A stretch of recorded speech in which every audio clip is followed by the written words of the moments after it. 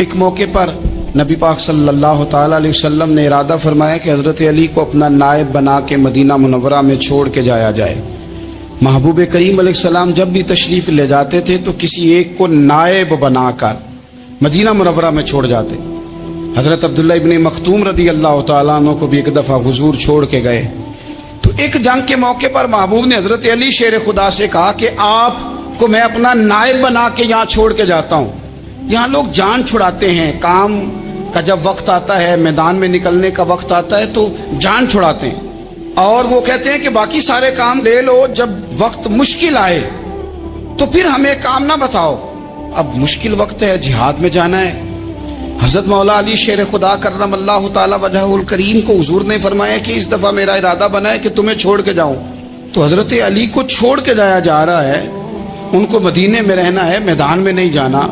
عام آدمی کتنا پسند کرتا ہے کہ میں آرام سے رہوں گا، لیکن حضرت علی کو اتنا شوق تھا میدان جہاد کا، اتنی تڑپ تھی ان کے دل کے اندر کہ عرض کرنے لگے یا رسول اللہ صلی اللہ تعالی علیہ وسلم، رو پڑے، کہنے لگے حضور ساری دنیا میدان میں جہاد کرے گی اور میں یہاں عورتوں اور بچوں کے پاس رہوں گا، میں یہاں عورتوں اور بچوں کے بیچ وقت گزاروں، حضور مجھے لے کے جائیں۔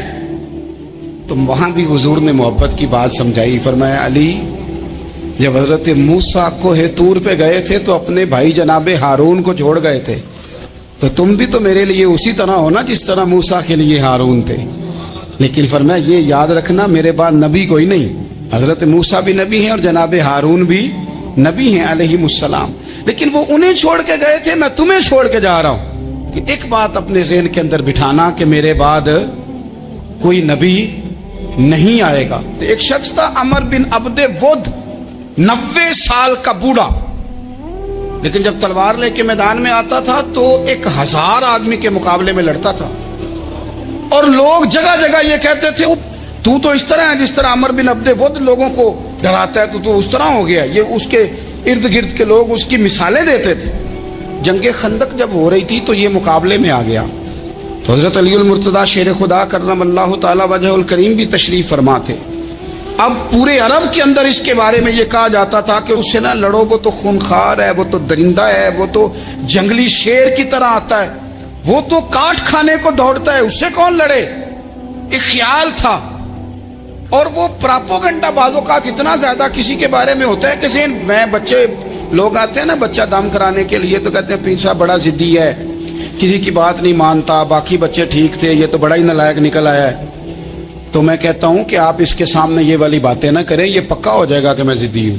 تو آپ ذہن بنا رہے ہیں اس کا کہ تو اس طرح کا ہے، ذہن بنا دیا لوگوں نے کہ عمر ابن عبد ود کے مقابلے میں کوئی نہیں آ سکتا۔ خندق میں یہ آیا، اس نے للکارا مسلمانوں کو، آؤ وہ تمہاری جنت کدھر ہے جس کے بارے میں تم کہتے ہو کہ ہم شہید ہوں گے، تو آؤ میرے مقابلے میں نکلو۔ جب اس نے پہلی دفعہ للکارا تو ابھی بات ختم نہیں ہوئی تھی کہ مولا علی تلوار لے کے اللہ اکبر کہتے کھڑے ہو گئے۔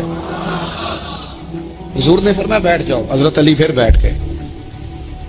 وہ پھر پکارا اٹھو کوئی میرے مقابلے میں، تو مولا علی شیر خدا پھر کھڑے ہو گئے، پھر کھڑے ہو گئے۔ حضور نے فرمایا بیٹھ جا۔ ایک شخص نے کہا علی یہ عمر بن عبد ود ہیں، فرمایا مجھے پتا ہے۔ نہیں سمجھے آپ بات، میں آپ کو سمجھا کے لایا ہوں پیچھے سے کہ پراپوگنڈا کرتے ہیں نا لوگ، ہو آگے نہ جانا، یہاں کرنٹ بڑا زیادہ ہے، وولٹیج بڑے سخت ہیں، تو آگے نہ بڑھنا۔ بھائی کیا ہو جائے گا، اٹھ باندھ کمر کیوں ڈرتا ہے، پھر دیکھ خدا کیا کرتا ہے۔ حضرت علی تیسری دفعہ اس نے کہا نا ہے کوئی، تو حضرت علی پھر اٹھے۔ اب تو رسول پاک صلی اللہ تعالی علیہ وسلم نے تھپکی دی۔ بعض جگہ یہ ہے کہ حضور نے خود تلوار تھمائی، سر پہ امامہ باندھا، اور حضور نے فتح یابی کی دعا فرمائی۔ حضرت علی گھوڑے پہ بیٹھے نکلے، اور جب اس کے سامنے گئے تو جا کے کہنے لگا میرا پتہ ہے۔ حضرت علی فرمانے لگے تو اپنا چھوڑ، میرا پتہ ہے تجھے، مجھے تو جانتا ہے۔ کہنے لگا میں 1000 کے مقابلے میں اکیلا لڑتا ہوں۔ حضرت علی شیر خدا فرمانے لگے پتہ نہیں تو کن سے لڑتا رہا ہے، جانے وہ کون ہے جن سے تو لڑتا رہا ہے، وہ کون 1000 تھے جو تیرے مقابلے میں آتے تھے، پتہ نہیں۔ تو کہنے لگا میرا نام میری ماں نے عمر بن عبد ود رکھا ہے۔ فرمایا چھوڑ تو، میری ماں نے میرا نام حیدر رکھا ہے۔ کہنے لگا تیری عمر چھوٹی ہے، کوئی بڑا لا۔ فرمانے لگے یہ تو جب ہنجے میں پنجہ ملے گا تو پتہ چلے گا عمر کس کی چھوٹی ہے، ابھی تو کہانیوں سے متاثر کرنا چاہتا ہے، تو چاہتا ہے کہ تو پریشر ڈالے اور میں تیری بات سنوں، تو مقابلے میں آ، ڈینگے نہ مار، کہانیاں نہ سنا، دیواریں ہلتی رہتی ہیں اور در کانپ جاتا ہے، علی کا نام سن کے اب بھی خیبر کانپ جاتا ہے، تو مقابلے میں آ، تو باتیں بنا رہا ہے، کہانیاں سنا رہا ہے۔ وہ کہنے لگا تو بچہ ہے، میں چاہتا نہیں تیرا خون بہاؤں۔ تو حضرت علی کہنے لگے میں بڑے دن سے پریشان ہوں کہ کسی بے ایمان کا خون بہایا کیوں نہیں، میرا بڑا دل کر رہا ہے تیرا خون بہاؤں۔ اس نے بڑی زوردار ضرب لگائی، غصے میں اتنا پاگل ہوا، کیونکہ اس کے بارے میں معروف تھا کہ وحشی مزاج آدمی، اتنا سخت پاگل ہوا غصے میں، اس نے اپنے گھوڑے کے پیر کاٹ ڈالے، پہلے تلوار گھوڑے کو دے ماری، اس کو کاٹ کے دوڑا۔ یہ کیوں کرتے تھے لوگ، عرب کے لوگ اس وقت یہ کام کرتے تھے کہ ہم نے گھوڑا ہی مار ڈالا ہے تاکہ ہم بھاگ نہ سکیں، کہتے ہیں نا کشتیاں جلا دی ہیں کہ اب واپس جانے کا راستہ ہی بند ہو جائے، گھوڑے کے پیر کاٹ ڈالے کہ بھاگنا نہیں، اور بڑی زور سے اس نے ضرب لگائی حضرت علی پر۔ حضرت علی نے جب روکی تو وہ ڈھال ٹوٹ گئی حضرت مولا علی، اور آپ کے امامے کو اس کی تلوار بھی لگی۔ آپ نے فرمایا دکھا لیا تو نے زور، اب میری باری ہے۔ حضرت مولا علی شیر خدا کا قد بظاہر چھوٹا تھا، صحابہ کہتے ہیں ہم دور سے دیکھ رہے تھے، اللہ اکبر کہہ کے تھوڑا سا زمین سے وہ اٹھے، تھوڑا سا اٹھے، اور پھر دوبارہ نہیں انہیں تلوار چلانی پڑی، ایک ہی ضرب لگائی اور اس کے دو ٹکڑے کر کے اسے زمین پہ پھینک دیے۔ تو عزیز دوست، آپ یاد رکھیں گے اس بات کو کہ اپنی زندگی کے اندر مروب ہونا چھوڑ دیں۔ روب میں تاتاریوں نے مسلمانوں کو مروب کر لیا تھا، روب ڈال لیا تھا کہ ہم بہت بڑے لوگ ہیں، یہی آج ہمارے ساتھ بہت سارے لوگ کرتے ہیں، دلوں میں روب آ جاتا ہے، امیر رشتہ دار کا، فلانے کا، فلانے کا، پھر وہ جو مرضی کرتا ہے۔ تاتاریوں کی ایک بی بی، وہ کیا کرتی، وہ 9-10 مسلمان نوجوانوں کو سڑک پہ کھڑا کر جاتی، کہتی ادھر کھڑے ہونا، میرے آنے تک ہلنا نہ، جوان ہے لیکن روب ہے نا کہ یہ بڑے وحشی ہیں۔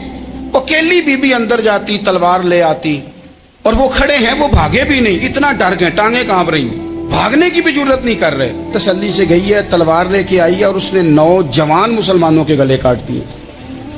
اس روب سے نکلیں باہر، نوجوانوں سے کہتا ہوں نکلو۔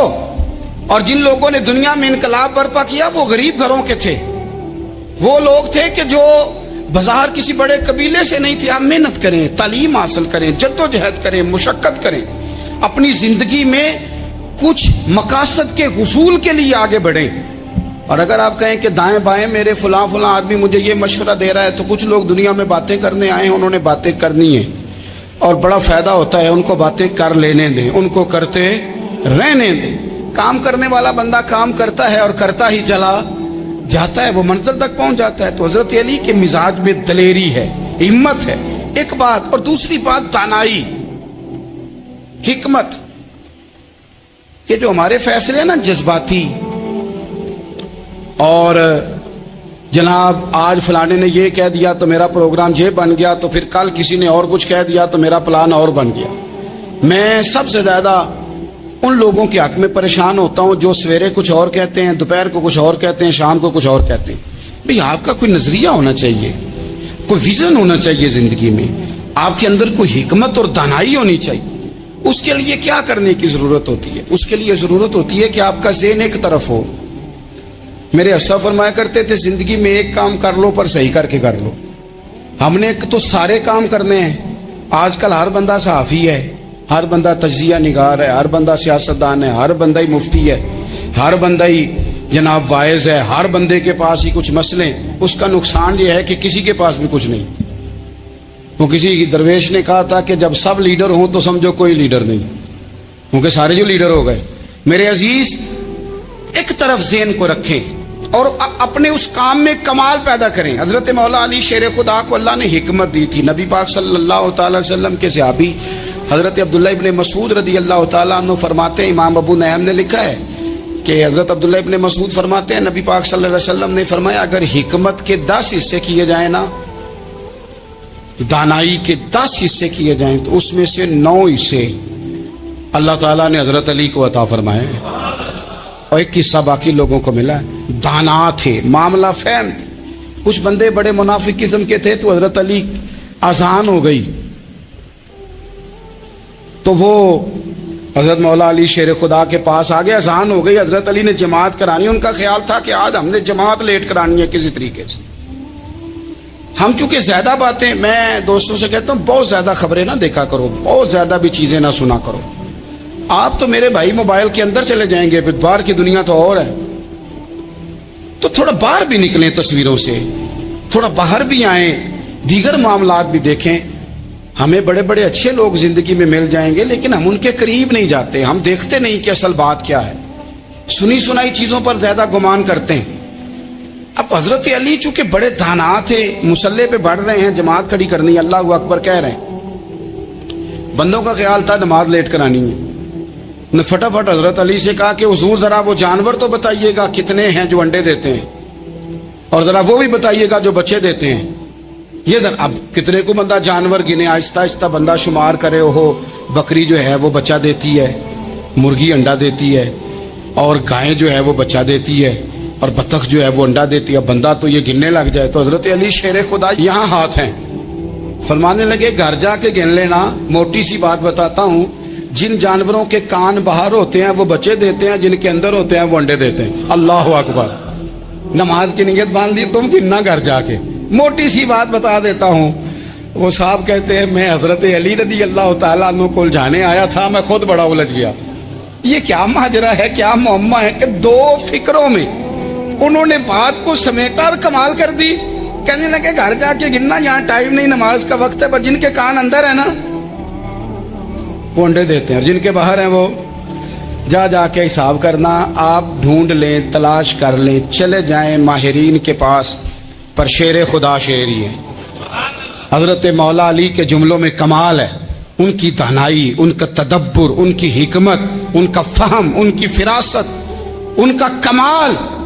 एक शख्स बड़ी दूर से आया, उसने कहा हुजूर मुझे ना लंबी बातें याद नहीं रहती, दो बातें बस बता दे, मैं अमल करूं तो जिंदगी बन जाए, दो बातें। तो हजरत अली फरमाने लगे लंबी उम्मीदें ना लगाना, लंबी उम्मीदें ना लगाना, मौत का पता नहीं कब आ जाए। मनसूबाबंदी जरूर करना आने वाली नस्लों के लिए, अपनी अपनी जात के लिए लंबी उम्मीदें ना बांधना, ये भी कर लूंगा, ये भी कर लूंगा। हम रिटायर नहीं होते जिंदगी भर, प्लान पे प्लान, प्लान पे प्लान। तो अगर हम प्लान कर रहे होते हैं तो जो हमारे नीचे होते हैं वो हमें रिटायर करने का प्लान कर रहे होते हैं। औलादें तक वालिदैन को कमजोर करने के दर पे होती हैं कि अब ये हटे तो हमारी बारी आए।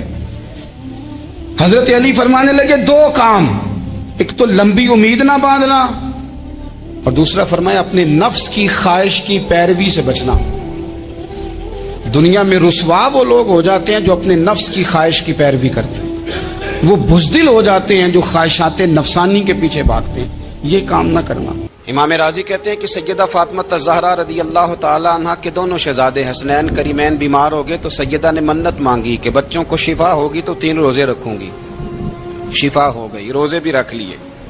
और जब मौला अली शेर खुदा रोजा रखने के लिए बेदार हुए, सैयदा फातिमा ज़हरा बेदार हुई, तो इमाम हसन और हुसैन भी उठ गए। 7-8 साल की उम्र, अम्मा जी हमने भी रखना है। सुबह खजूर और दूध से रोजा रख लिया गया। ऐन इफ्तारी के वक्त मौला अली कहते हैं फाके चल रहे थे, कहीं से मैं जौ लाया थोड़े से। सैयदा फातिमा ज़हरा ने पीस कर रोटियां पकाई। वो वक्त जो बड़ा मुश्किल होता है इफ्तार का, कहते हैं उस वक्त जब खाने के लिए बिल्कुल हाथ आगे बढ़ने लगे और उम्मीद थी कि अभी सैयदना बिलाल अल्लाहु अकबर कहेंगे तो रोजा खुलेगा, लेकिन अभी चंद ही मिनट रहते थे कि दरवाजे पर एक फकीर ने सदा दी। कहने लगा सारे मदीने के दरवाजे खटखटा आया हूं, कहत है फाका है, ए रसूलुल्लाह के खानदान वालों, मैं यतीम हूं। किसी ने बताया है कि और कोई दरवाजा खुले ना खुले, सैयदा का दरवाजा तेरे लिए जरूर खुलेगा, क्या यतीम को रोटी मिलेगी? तो हजरत मौला अली ने बच्चों की तरफ देखा ही था कि इमाम हसन सारी रोटियां जाके दरवाजे पे दे आए। खजूर और पानी से इफ्तार हो गया। सुबह फिर खजूर और दूध से रोजा रखा। इमाम राजी कहते हैं ऐन वो वक्त जब इफ्तार का टाइम आया तो फिर दरवाजे पे किसी ने सदा दी। کہا ہے رسول اللہ کے خاندان والوں میں مسکین ہوں, رات سے روٹی کھائی ہے, نہ صبح کھا سکا نہ دوپہر. کسی نے بتایا ہے کہ اس دروازے سے خالی کوئی نہیں جاتا. امام حسن نے پھر سارا لنگر اٹھایا اور پھر جا کے دے دیا.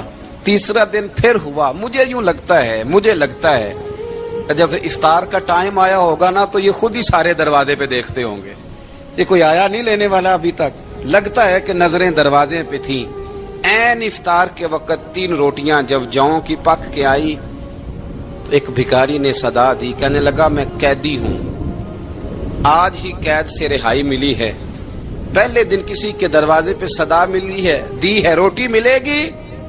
امام حسن وہ کھانا دے کے واپس لوٹے. کھجور اور پانی سے افطار ہوا اور جیسے ہی مسجد نبوی میں تینوں باپ بیٹا نماز پڑھنے گئے تو مولا علی کہتے مجھے بتانا نہیں پڑا. رسول کریم نے میری طرف دیکھ کے فرمایا علی تیرا, فاطمہ کا, حسن اور حسین کا 3 دن والا عمل خدا کو بھی بڑا پسند آیا ہے اور محمد مصطفیٰ کو بھی بڑا پسند آیا ہے, بڑا پسندیدہ عمل. میں کہتا ہوں کہ حضرت فاطمہ نے نا ان کی تربیت پہلے ہی کر دی تھی, 3 دن بغیر افطار کے روزہ رکھنے کی. وہ ٹریننگ گھر سے ہو چکی تھی. اب میدان کربلا میں 3 دن بھوکا پیاسا رہنا ان کے لیے مشکل نہیں تھا. حضرت جناب سیدہ زینب بنت ابی رافع کہتی ہیں کہ سیدہ فاطمہ الزہرا نا ایک دن اپنے دونوں شہزادوں کو لے کے, جب حضور کی طبیعت مبارک بظاہر علیل تھی جس میں حضور کا وصال ہوا, دونوں شہزادے لے کے سیدہ فاطمہ نبی کریم کی بارگاہ میں گئی. کہنے لگی یا رسول اللہ میرے بچوں کو کچھ دیجئے. سیدہ پاک تو حضور اٹھ کے بیٹھ گئے. اس کندھے سے امام حسن کو لگایا اور اس سے امام حسین کو لگایا اور فرمایا فاطمہ یہ جو میرا حسن ہے نا اس کو میں اپنی ہیبت اور سرداری دیتا ہوں, اور فرمایا یہ جو میرا حسین ہے نا حسین کو میں اپنی جرت اور سخاوت دیتا ہوں. میرا حسین جرت مند ہوگا اور سخی ہوگا. داتا گانج بخش علی حجویری, امام الاولیاء, سید الاصفیاء, داتا صاحب کشف المعجوب میں فرماتے ہیں ایک دن نا امام حسین کے پاس ایک شخص آیا بڑی دور سے کچھ مانگنے کا, حضور کچھ دیجئے. وہ شخص کہتا ہے کہ میرا ظرف یہ تھا کہ 4-5 دینار ملیں گے. تو امام حسین فرمانے لگے تھوڑی دیر بیٹھ جا, رزق آ رہا ہے. تو امام حسین کو حکومت وقت کی طرف سے نا 5 تھیلیاں ملی جس میں ایک تھیلی میں 500 اشرفیاں تھی. 5 تھیلیاں آئیں لیکن اس کو آنے میں نا ذرا دیر ہو گئی. وہ 5 تھیلیاں جب آئی نا تو امام حسین اس کی طرف 5 تھیلیاں بڑھا کے نا, ذرا دیکھنا میری طرف غور سے, 5 تھیلیاں بڑھا کے نا تو فرمانے لگے میاں جتنا تجھے انتظار کرایا نا اتنی ہم تیری حاجت پوری نہیں کر سکے. تو یہ نہ محسوس کرنا کہ حسین کے دروازے پہ بیٹھا بھی رہا ہوں تو ملا کیا ہے. یہ نہ محسوس کرنا. وہ شخص کہتا ہے جب میں نے وہ تھیلیاں کھولی اور پھر میری نظر امام حسین پہ پڑی تو میرے اندر سے آواز آئی اگر حسین ابن علی اتنے سخی ہیں تو محمد عربی کتنے سخی ہو. اگر یہ معیار ان کا ہے, ان کا یہ معیار ہے, اور خود بھیک دیں خود ہی کہیں منگتے کا بھلا ہو, خود کہنے لگے جتنا انتظار کرایا ہے اتنی تیری مدد کر سکے. یہ سخاوت کا معیار تھا, یہ طریقہ تھا. ایک دفعہ سیدنا امام حسین رضی اللہ تعالیٰ عنہ کے گھر کے اندر نا 5000 دینار آئے. مسجد میں تھے, آپ کو 5000 دینار ملے تو امام زین العابدین کہتے ہیں کہ مسجد سے لے کر گھر آنے تک امام حسین نے 5000 اللہ کے رستے میں خیرات کر دی. فرماتے میں نے کہا ابا جی 5 دینار کی گھر میں ضرورت تھی, مالاں والے سخی نہیں ہوندے تے سخیاں کل مال نہیں ہوندا, ایتھے اوتھے دوویں جہانی سخی کنگال نہیں ہوندا. کہا ابا جی 5 دینار کی گھر میں ضرورت تھی. تو کہتے ہیں مجھے فرمانے لگے بیٹا یہ جن کو میں نے دیا ہے نا یہ گھر کے لیے ہی دیا ہے, یہ گھر کے لیے ہی دیا ہے. جن کو دیا ہے تمہارا کیا خیال ہے, یہ باہر خرچ ہوا ہے, یہ گھر کے لیے ہی ہے. اس لیے کہ جب انسان دوسروں پر شفقت کرتا ہے تو اللہ اس کے گھر پہ رحمت فرماتا ہے. امام حسین کے مزاج میں پہلی بات میں نے ذوق عبادت کی عرض کی. دوسری بات عرض کر رہا ہوں کہ صحابہ حضرت اسامہ بن زید بڑے پیارے ہیں میرے نبی کریم کے, بڑے پیارے. حضرت اسامہ بن زید کے بارے میں سیدہ عائشہ صدیقہ فرماتی ہیں ان کے ناک سے اگر رینٹھ نکلتی تھی تو اللہ کے رسول اپنے دستے مبارک سے صاف کر دیتے تھے. اور سرکار فرماتے تھے کہ اگر اسامہ لڑکی ہوتا نا, ان کے غلام کے بیٹے تھے حضرت زید بن عامر, اگر یہ لڑکی ہوتا میں اسے زیور پہناتا. بڑے پیارے تھے، لیکن جب ان کا آخری وقت آیا نا تو 60,000 دینار کا قرضہ تھا۔ رشتہ داروں سے کہا، دوستوں سے کہا، یاروں سے کہا، پر قرض ادا نہیں ہو رہا تھا۔ حضرت اسامہ بن زید کہتے ہیں بڑا پریشان تھا۔ جب حد ہو گئی نا تو حضرت اسامہ بن زید فرمانے لگے جاؤ کوئی حسین ابن علی کو خبر کرو، ان سے کہو میں نا غلام ہوں آپ کے نانا کا، مقروض دنیا سے چلا گیا تو کیا بنے گا۔ امام حسین کو خبر ملی تو دوڑے آئے۔ لاجپال اس پیر کو نہیں کہتے جو تگڑا نذرانہ لے کے تو ماتھا چوم لے، لاجپال تو اس کو کہتے ہیں کہ جب ضرورت پڑے تو وہ سر پہ موجود ہو۔ حضرت سیدنا امام حسین تشریف لائے تو جناب اسامہ بن زید رو پڑے، کہنے لگے حضور میں نے نا غلامی کی ہے آپ کے نانا کی، اور اس غلامی پہ ناز ہے، اب 60,000 دینار کا قرضہ لے کے دنیا سے جاؤں گا تو میری قبر پہ بوجھ رہے گا۔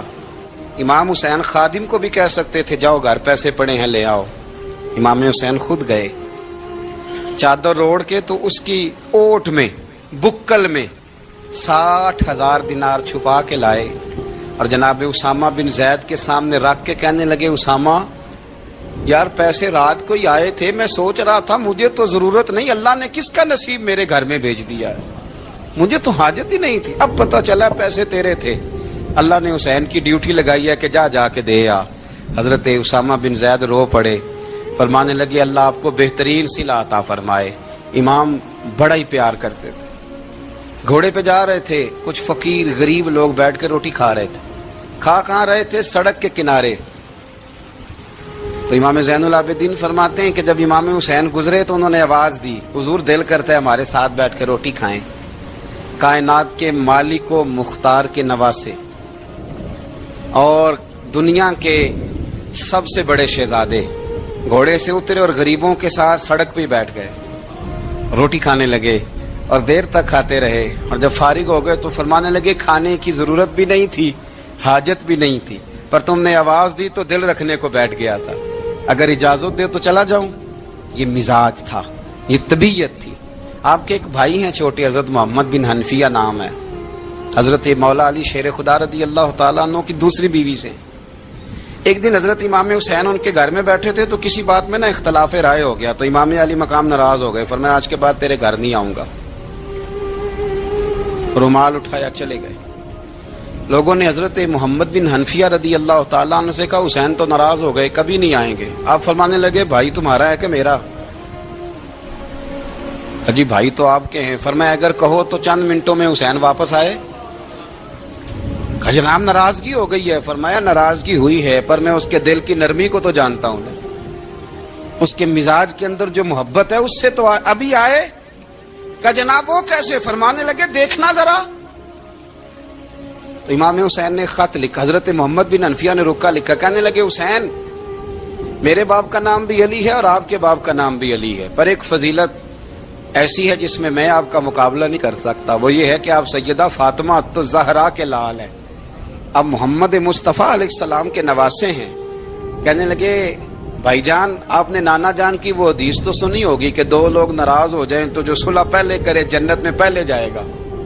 فرمانے لگے دل میرا کر رہا تھا کہ پہلے صلح کر لوں، لیکن پھر بڑے بھائی کو پشت کروں گا جنت میں جاتے ہوئے، یہ بھی تو بے ادبی ہے نا۔ اب خط میں نے لکھ دیا ہے، آپ کا جو ارادہ ہو۔ امام حسین نے خط پڑھا تو آنکھوں میں آنسو آ گئے، پھر سے رومال اٹھایا۔ بچے پوچھنے لگے کہاں جا رہے ہیں؟ کہا بھائی کے گھر جا رہا ہوں۔ کہا آپ تو ناراض تھے؟ فرمایا تھا ناراض پر ہے تو میرا بھائی نا، ہو گئی بات ختم۔ بڑی دل میں نرمی، طبیعت میں سوز، لہجے میں گداز۔ حضرت امیر معاویہ رضی اللہ تعالیٰ عنہ نے ایک شخص کو بھیجا مدینہ منورہ شام سے، تو اس نے کہا میں نے امام حسین سے ملنا ہے، تعارف کیا ہے؟ جناب امیر معاویہ فرمانے لگے مسجد نبوی میں جانا جس کے گرد لوگ سب سے زیادہ ادب سے بیٹھے ہوں اور جس کی باتیں سب سے زیادہ میٹھی ہوں اور جس کی نظریں سب سے زیادہ جھکی ہوں اور جس کے چہرے پر تمہیں سب سے زیادہ وقار نظر آئے وہی علی کے بیٹے حسین ہوں گے۔ جو سب سے زیادہ تمہیں وہاں ماحول کے اندر جو شخص نظر آئے پوچھنے کی ضرورت نہیں پڑے گی۔ وہ شخص کہتا میں مدینے آیا تو میں نے واقعی ایک شخص کو دیکھا، شہد کے گرد مکھیوں کا اتنا ہجوم نہیں ہوتا جتنا امام حسین کے گرد رسول اللہ کے غلاموں کا ہجوم تھا. لیکن نظریں جھکی ہوئی، باتیں میٹھی، لہجہ گداز گداز، لفظوں میں رانائی، اور لوگ کئی باتیں پوچھتے تو علی کے صاحبزادے ایک آدھ جملہ بولتے تو لگتا یہ کہ وہ جملہ سیدھا دل میں اترتا چلا جاتا ہے. امام علی مقام کے کردار میں نا کچھ باتیں بڑی زیادہ تھیں، بہت زیادہ تھیں، بڑا حسن تھا. ایک بات تو یہ تھی، امام حسین رضی اللہ تعالیٰ عنہ کا علم و فضل بڑا کمال کا تھا. ایک دفعہ صحابہ میں مسئلہ بن گیا کہ بچہ پیدا ہوتا ہے تو اس کا وظیفہ کیسے لگانا ہے. امام حسین کا علم و فضل بتا رہا ہوں، علم و فضل. تو بات بڑی پیچیدہ ہو گئی. حضرت عبداللہ ابن زبیر کے پاس لوگ آئے، کہنے لگے کہ آپ بڑے صاحب علم و فضل ہیں، آپ نے حضور علیہ الصلوۃ والسلام کے ساتھ وقت گزارا ہے، تو مسئلے کو حل کریں کہ بچہ پیدا ہونے کے بعد حکومت اگر وظیفہ لگائے گی تو کب لگائے گی. جب بحث طول پکڑ گئی، مسئلہ حل نہیں ہوتا تھا، تو حضرت عبداللہ ابن زبیر کہنے لگے ہم سے نہیں حل ہوگا. ایک بندہ ہے جس کے سینے میں رسول اللہ صلی اللہ تعالی علیہ وسلم کے نور نبوت کا فیضان ہے، وہ یہ مسئلہ حل کریں گے. تو کہا وہ کون سے؟ آپ فرمانے لگے جب ہم سے مسائل حل نہیں ہوتے تو ہم ان کے علم سے فائدہ اٹھاتے ہیں. کہا کون ہے؟ کہا جناب امام حسین. تو لوگ حضرت امام حسین کے پاس گئے کہ حضرت یہ ایک مسئلہ الجھ گیا ہے کہ بچہ پیدا ہو تو وظیفہ کب لگانا ہے. فرمایا الجھنے والی بات ہی کوئی نہیں، پیدا ہونے کے بعد جب وہ پہلی دفعہ آواز نکالے تو اس کا وظیفہ لگا دو. اس کا مطلب یہ ہے کہ وہ دنیا میں آ گیا ہے، اس نے اپنے آنے کا اظہار کر دیا ہے، اعلان کر دیا ہے، اب اس کا وظیفہ لگا دو. تو اس پر پھر صحابہ کا اتفاق ہو گیا. امام حسین کے علم سے، فضل سے لوگ فیض اٹھاتے تھے.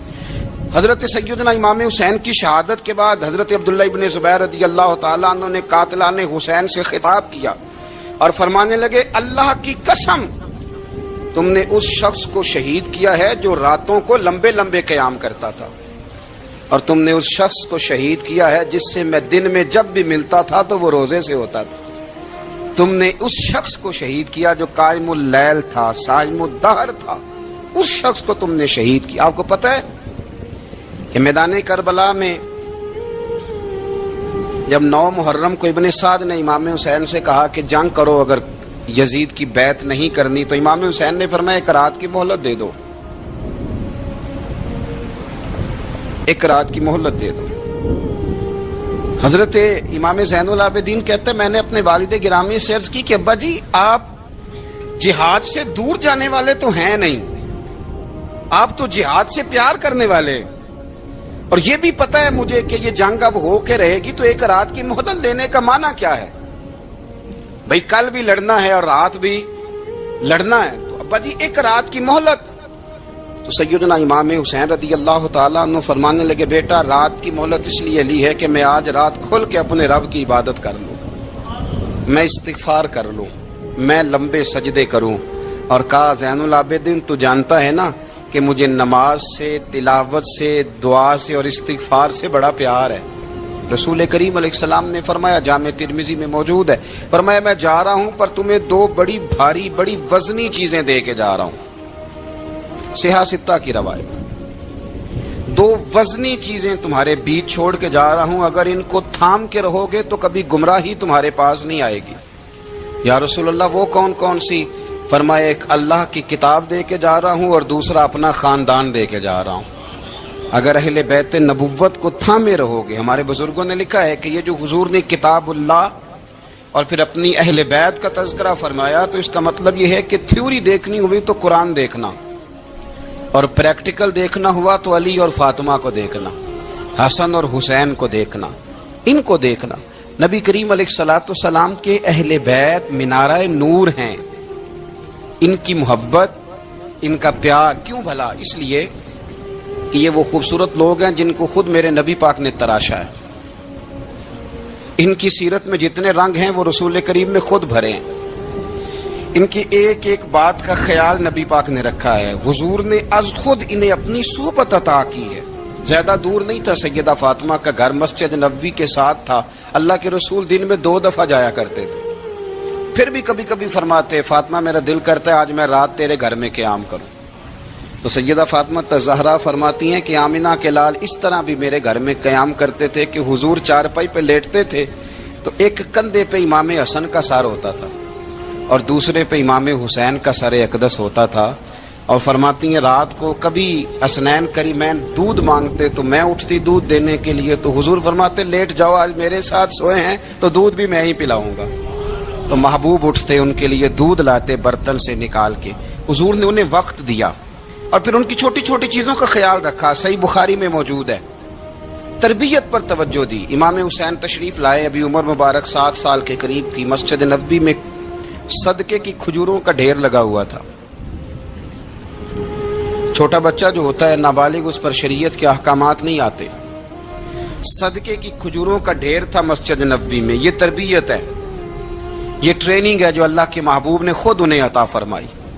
صدقے کی کھجوروں کا ڈھیر تھا. امام حسین حضور کے ساتھ آئے تو امام علی مقام نے ایک کھجور اٹھا کے منہ میں رکھ لی. شارحین نے لکھا ہے لگتا یہ ہے کہ کئی دنوں کی بھوک تھی, کیونکہ یہ فاقہ اہل بیت کا بڑا محبوب ہے. مجبور نہیں تھے, وہ تو خزانوں کے مالک تھے, پر غریبوں سے محبت کی وجہ سے فاقے کیا کرتے تھے. یہ ان کی پسند ہے فاقہ کرنا. تو ایک کھجور امام علی مقام نے رکھ لی تو اللہ کے رسول نے گلے میں انگلی ڈال کے نکال دی. تو فرمایا حسین یہ صدقہ ہے, یہ میری اہل بیت کے لیے درست نہیں ہے. حضور نے خود تربیت کی. اور پھر سیدہ فاطمہ الزہرا نے نا اپنے بچوں کو تراشا, ان پر محنت کی. میں اکثر گزارش کرتا ہوں دوستوں سے, میں کہتا ہوں کربلا کا واقعہ کوئی حادثاتی نہیں ہے, اس کے پیچھے پوری ایک لاجک ہے, اس کے پیچھے پورا ایک فلسفہ ہے. ایسے ہی کوئی آدمی 3 دن بھوکا پیاسا رہ سکتا ہے؟ کسی آدمی کو صبح اس نے کھانا کھایا اور شام تک کھانا نہ ملے تو ٹانگیں کانپتی ہیں. رمضان المبارک میں عبادت کی نیت سے روزہ رکھنے والے بھی شام کو بڑے پریشان ہو جاتے, اور مسلسل 3 دن کھانا نہ کھایا جائے اور پانی نہ پیا جائے. اور حال یہ ہے کہ وہی آدمی تلوار لے کے میدان میں نکلے اور اس کی حالت یہ ہو کہ لوگ اس کے آگے دوڑنا شروع کر دیں.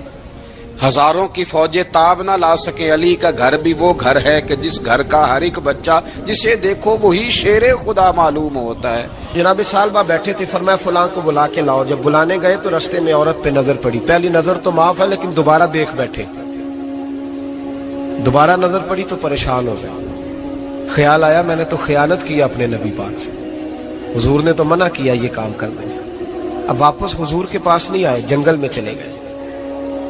ابن قدامہ نے کتاب التوابین میں اس روایت کو لکھا ہے. کہتے 40 دن وہ پہاڑوں میں روتے رہے کہ یا اللہ مجھ سے غلطی ہو گئی. کتنے دن؟ اب ہمارا شغل ہے, اس کو لوگ گناہ ہی نہیں سمجھتے. بدنگاہی تو کوئی گناہ ہی نہیں, اب تو یہ شغل ہے. اب تو ہمارے ہاں معاذ اللہ تعالیٰ سیانے بیانے بندے بیچ بیٹھے ہوتے ہیں جب یہ باتیں ہو رہی ہوتی ہیں. یہ شغل ہے ہمارا. اب تو ابا کے سامنے بچہ وال پیپر گندی تصویر کا لگایا ہوتا ہے, پر وہ کہتا ہے با عمر ہے نا جی, عمر ہے نا جی.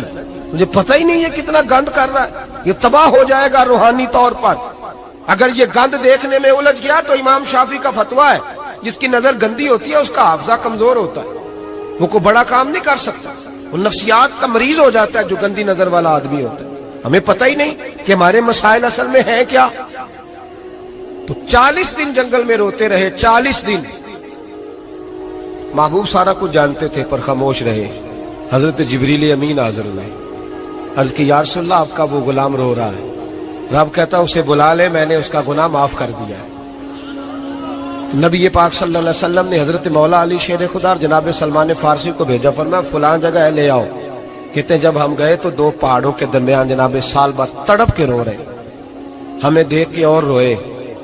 کہنے لگے علی میرے بارے میں کوئی آیت تو نہیں نازل ہو گئی؟ تو کہا نہیں, چل حضور نے بلایا ہے. کہا اچھا حضور کہتے کیا تھے, فرماتے کیا تھے؟ کہا پتہ نہیں لیکن بلایا ہے. کہتے جب ہمارے ساتھ چلنے لگے مسجد نبوی قریب آئی تو کہنے لگے علی بہت بڑا گناہ کر بیٹھا ہوں, نظریں میلی ہو گئی, وضو نہیں آنکھوں کا, مجھے ڈائریکٹ نہ لے کے جاؤ حضور کے پاس. جب نبی پاک نماز کی نیت باندھ لینا پھر میں جاؤں گا, میں پیچھے کھڑا ہو جاؤں گا حضور کے. میری طبیعت میں حوصلہ نہیں. یہاں تو پتہ نہیں میں کس طرح عشق رسول کا دعویٰ کرتا ہوں منبر پر بیٹھ کر, اور ہماری یہ میلاد آئے گا تو محفل میلاد میں اس طرح کے دعوے ہوں گے اسٹیج پر کہ الامان والحفیظ, پتہ نہیں کیا کیا لوگ کہہ دیں گے, پتہ نہیں ہم کیا ہے. اور ہم کیا کہہ رہے ہیں؟ من دانم کے من دانم، پتہ ہی نہیں اور کتنا بڑا دعویٰ کر دیا۔ کب میرے اندر طاقت نہیں سامنا کرنے۔ مولا علی فرماتے ہیں جب حضور نے مغرب کی نماز کی نیت باندھی تو انہوں نے بھی پیچھے نیت باندھ لی۔